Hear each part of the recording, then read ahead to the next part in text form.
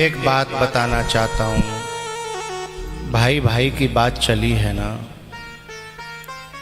इस हिंदुस्तान की धरती की बात कर रहा हूँ, विदेशों की बात नहीं कर रहा। हिंदुस्तान की धरती पे भाई और भाई में सच्चा प्रेम होता है।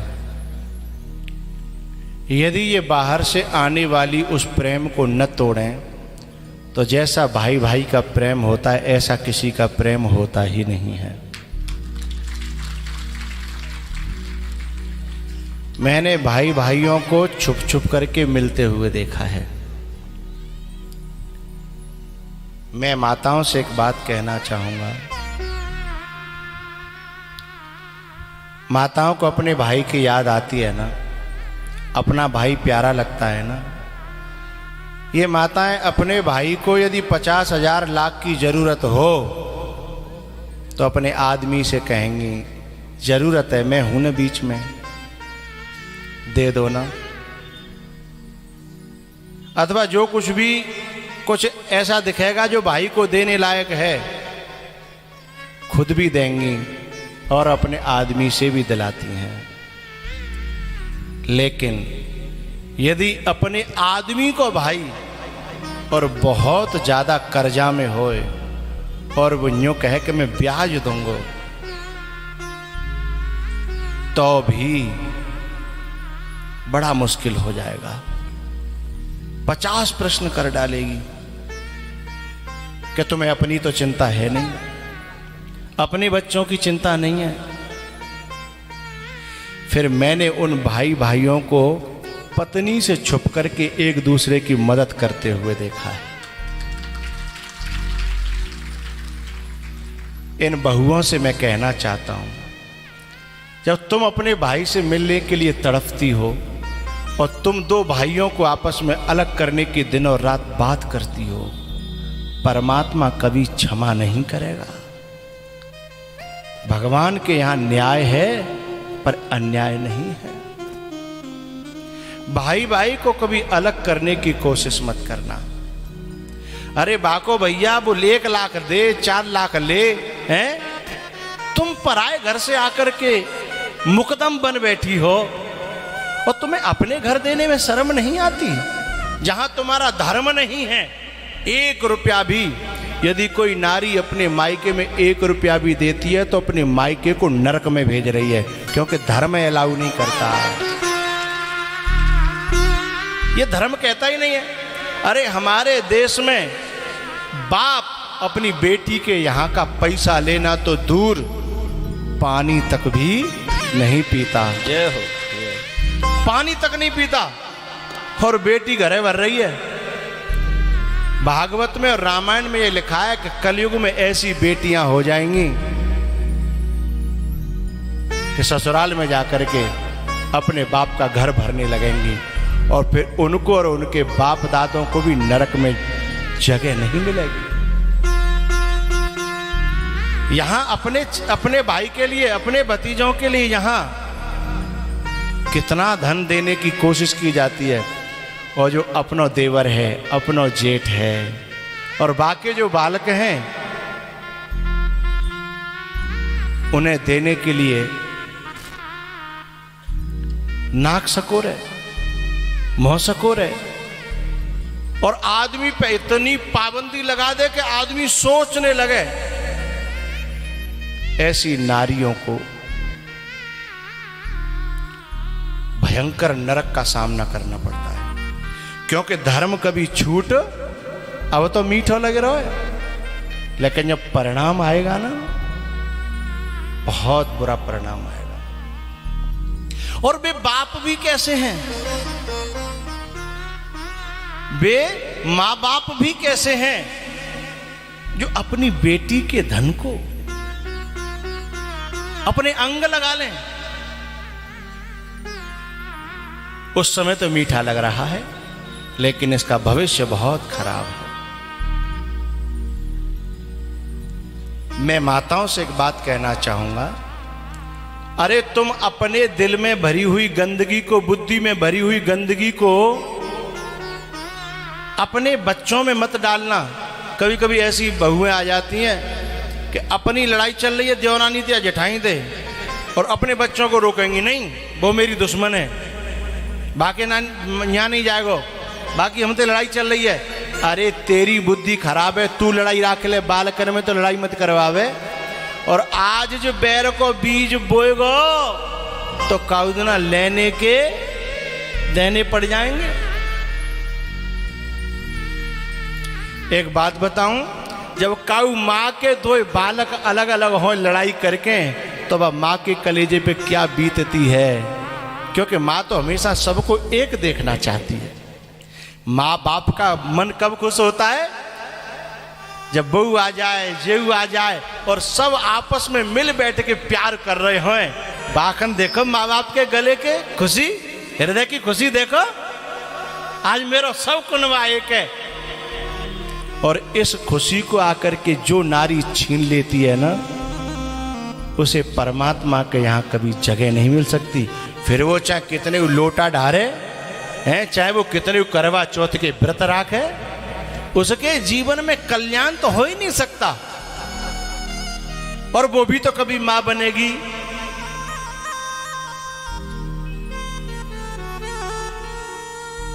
एक बात बताऊं, ये जितने भी माँ बाप हैं ना, ये अपना पेट काट काट करके औलाद का पेट भरते हैं।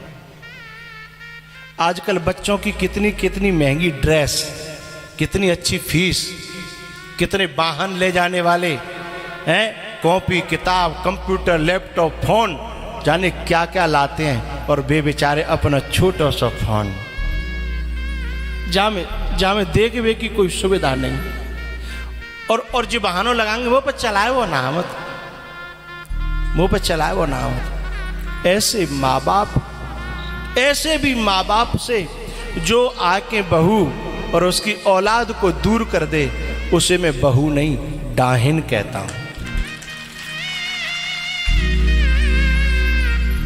एक कथा में पहले कह चुका हूं कई बार, आज फिर मेरा मन हो रहा है। दो पति पत्नी थे, दोनों टीचर थे, दोनों ने अपनी तनख्वाह पूरी अपनी औलाद पे लगाई और औलाद से कही कि तुम जी भर के पढ़ो बेटा और इतने बड़े आदमी बन जाओ कि हमारा सीना चढ़ जाए, तुम पढ़ो, हम चाहे भूखे रहें चाहे प्यासे रहें। लेकिन दोनों बात करते कि दोनों बड़े आ जाएंगे, कमाएंगे, फिर सब एक रहो करेंगे, हमें पेंशन आवेगी और जे कमाएंगे एक बड़ो सा घर बनवाएंगे, सब छोरा नाती बेटा सब संग रहेंगे। लेकिन पता है कभी कभी अपने भूरी भैंस के पड़रा काउदन तेरो ही खेत हो जा रहेंगे। खुद के पढ़ाई लिखाई खुद के बड़े करे, एक इंजीनियर बनेगो, एक डॉक्टर बनेगो, और एक फलाने देश में एक फलाने देश में। अब माँ बाप रिटायर है गए, अब रिटायर हो जाते हैं ना, तब माँ बाप को औलाद की जरूरत होती है।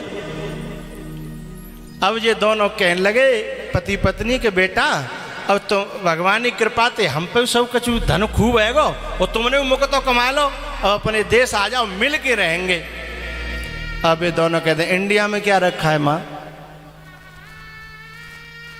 अब माँ बाप को तो वतन से बहुत प्यार होता है, माँ बाप को मन जा गांव में रहे हो, जिंदगी गुजारियो पर गांव में मन लगा तो है।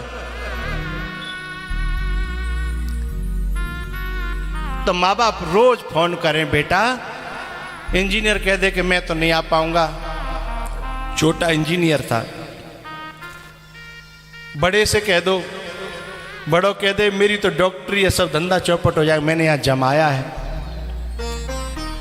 पति ने पत्नी से कहा कि मैंने तो ते पहले ही कही कि इतनो बड़ो मत बनावे कि हमारो कद बहुत छोटो है जाए, इतनो बड़ो मत बनावे। अब दोनों आपस में रोई लो करें कि हमने बच्चों को खो दिया, पढ़ाया नहीं हमने खो दिया, बड़ा नहीं बनाया हमने अपने जीवन से फेंक दिया। एक दूसरे समझा लो कर, कोई बात ना है ला, मैं छोटे से बात करूंगी कल, फिर वो छोटे से बात करें, बेटा अब हम बूढ़े हैं गए, हम पे काम ना हो, मैं नौकर रख दूंगा मैया, नौकर की तरह करेगो, बेटा बेटा की तरह करेगो। नौकर काले नो देनो, वो तो ड्यूटी बजावेगो, अपने घर जावेगो, रात में चाहे मरो चाहे जियो। नौकर रख दिया, लेकिन नौकर कहीं सेवा थोड़ी करते हैं। एक दिना बाके बाप ने कही कि अंतिम बार यूं कह के देख ले कि कह तो आ जाओ, और नहीं तो तेरे जाने हम मर गए और हमारे जाने तुम मर गए। अंतिम बात कहना चाहते, झटका लगे तो शायद आ जाए। बाकी मां ने कही बेटा या तो तू आ जा, और नहीं तो हमारे जाने तू मर गो और ते जाने हम मर गए, और काउदना मरी जाएंगे। तुम्हें तो 10 साल है गई, कब आए कि नहीं देखे हम।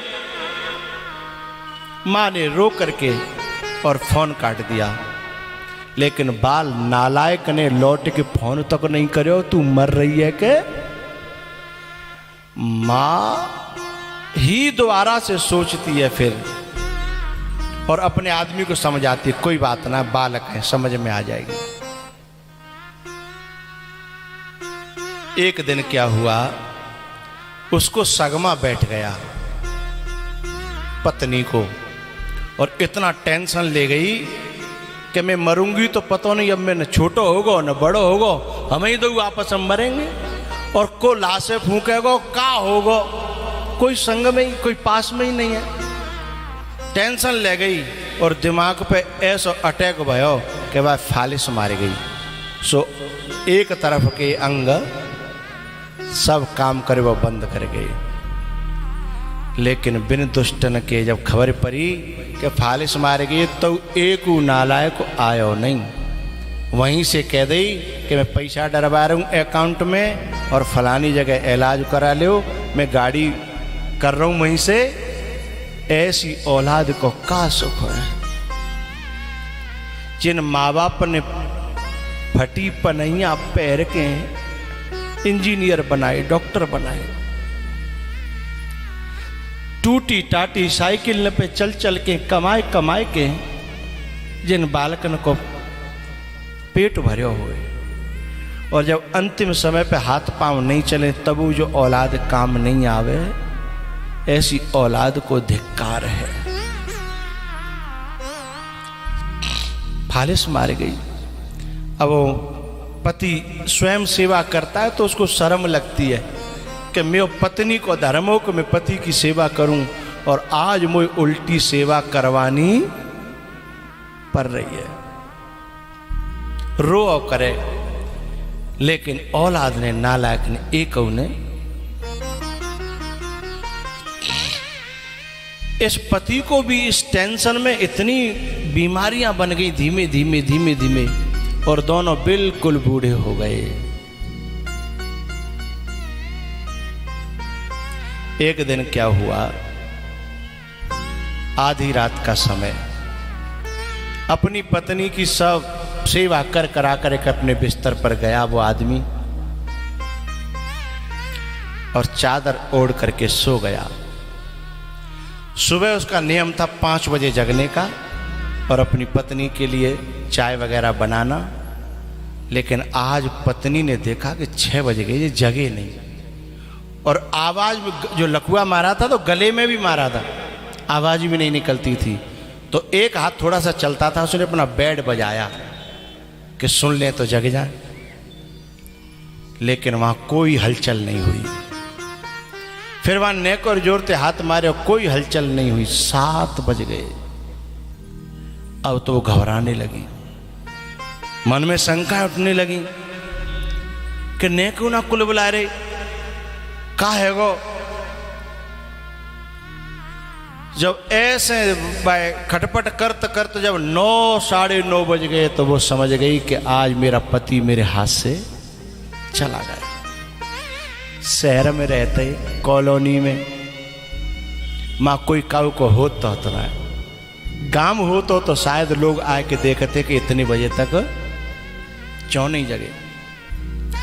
अब वो बुढ़िया रोती है कि ऐसी औलाद थे तो मैं बांझ रह जाती तो बढ़िया, आज जे मर गए अब मरनो मोह है, चूँकि न कोई सेवा करे बारो और न यहाँ मोह कोई देखे बारो, न कोई इलाज कराए बारो, न कोई।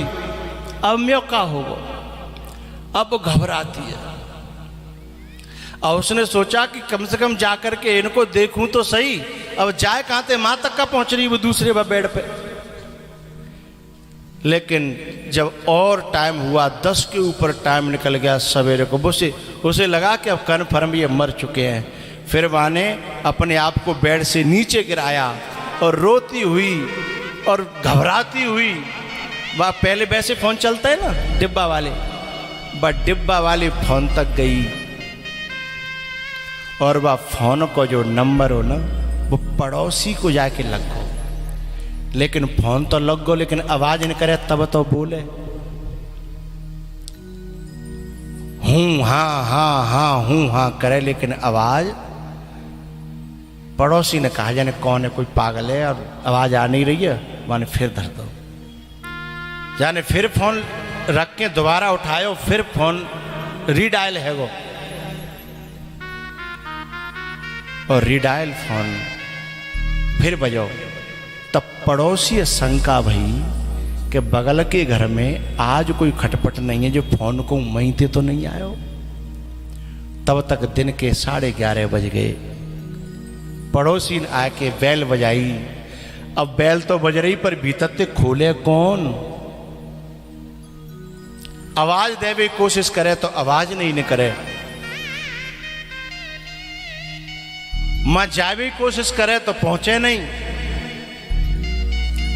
तो बाहर से बाने आवाज दई कि अंदर कोई नेकाल काऊ में कोई होए तो कछू तो खटपट की आवाज करो। तो जैसी बाने यूं कही तो बाने भीत में दी अपनो हाथ मारियो एक, तो अंदर ते खटपट की आवाज आई। तब वो समझ गो, बाने मोहल्ला इकट्ठो करो और कही कि भाई किवाड़ तोड़ो, जहां में कोई न कोई दुर्घटना है गई। तब किवाड़ खोली, जब देखो तो बाप मर्यो पर्यो। ये विदेशों में रहने वालों, ऐसे ही तुम्हारे माँ बाप मरे तो तुम्हारी जिंदगी को धिक्कार है। का तुम जई काजे पाले, कि जई काजे पैदा करे, कि जई काजे पढ़ाए, कि जई काजे तुम चराए आते।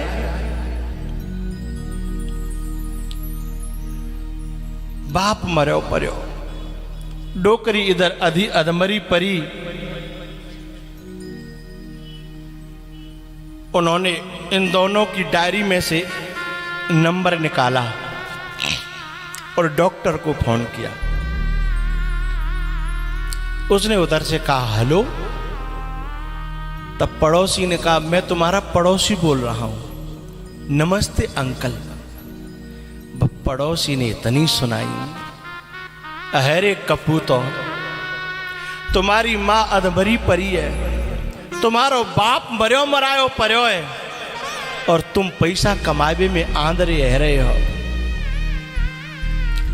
अरे तुम जैसे कपूतन को नरक में टौन नहीं मिलेगी। तब उसने कहा कि मेरे पिताजी मर गए, मैं अभी आता हूं। तब बान कही अब आके मत मरियो, तब तू जिंदे में 10 साल है, कब नहीं आयो तो अब आके क्या करोगे, हम ही फूंक देंगे। क्योंकि तेरे जैसे कपूतों का तो लाश से भी हाथ लगाने का धर्म नहीं है।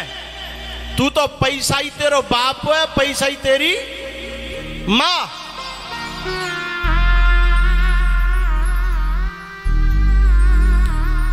तो जैसे कपूत भगवान काउए नहीं दे, बांझ ही बढ़िया। मां ने फोन पे इतनी सुनाई। फिर छोटे को फोन लगाया। उसने कहा कौन? बोले मैं बोल रहा हूं तेरे माँ बाप का पड़ोसी। उसने पूछा मेरे माँ बाप कैसे हैं? बोले मर गए। अरे बोले अंकल आप ऐसी बात, बोले बात नहीं कर रहे नालायक, तेरा बाप मरी हुई लाश के रूप में पड़ा हुआ है और जन कितनी रात को मर्यो है और दिन को 1 बज चुक्यो। वो तो हम बगल में थे आ गए और नहीं तो बदबू मारती सड़ जाती और शायद पता भी नहीं चलता। जिन औलादों के रहते हुए जिनके बाप की लाश सड़े बा औलादे तो चुल्लू भर पानी में डूब के मर जाना चाहिए साहब। तब उन्होंने फ्लाइट की टिकट कराई। तब वहां के सब कॉलोनी वालों ने थू थू करके कहा, अब क्यों आए हो रे? एक पड़ोसी तो जानकार था, उसे पता था कि रोज माँ बाप फोन करते हैं कि भैया यहीं आ जाओ यहीं आ जाओ। एक नहीं मरो, माने लाख सुनाई। लेकिन प्यारे बेशरम और बेहया लोगों के चाहे तुम एक सुनाओ चाहे लाख सुनाओ।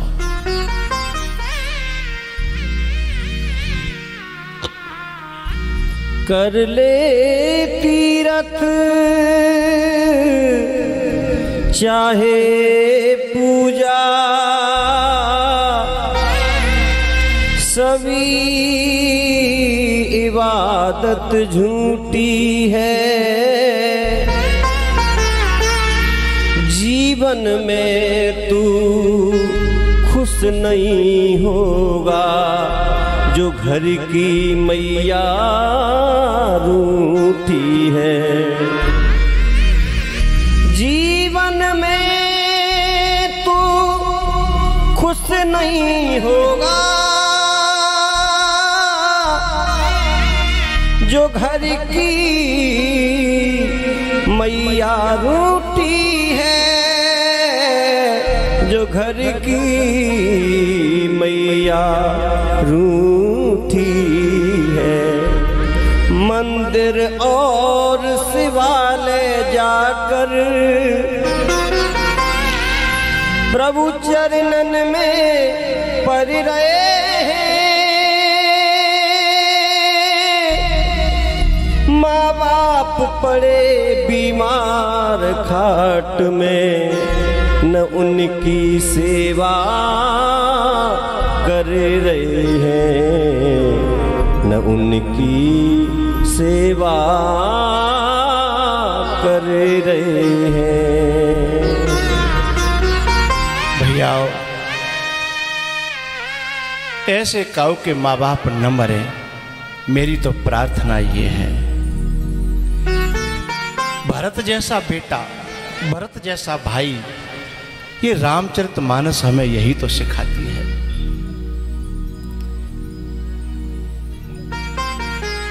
उस औलाद को अब सिर्फ पछतावा होता है क्योंकि अब वो माँ बाप लौट करके आने वाले नहीं हैं।